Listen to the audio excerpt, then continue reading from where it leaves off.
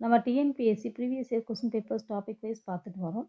அதில் நம்ம இன்றைக்கி பார்க்குறது மென்சுரேஷன் டாபிக் தான். ஸோ டெய்லி ஈவினிங் 3:30க்கு இந்த வீடியோ உங்களுக்கு அப்லோட் ஆகிட்டுருக்கும். நீங்கள் கண்டிப்பாக பாருங்கள்.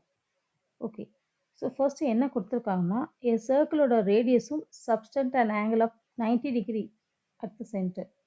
ஸோ இந்த மாதிரி பிரிக்குது. இது ஒரு செக்டர்னு சொல்லுவாங்க. தென் இந்த பெருசாக இருக்கு இல்லையா, இதுவும் ஒரு செக்டர் தான்.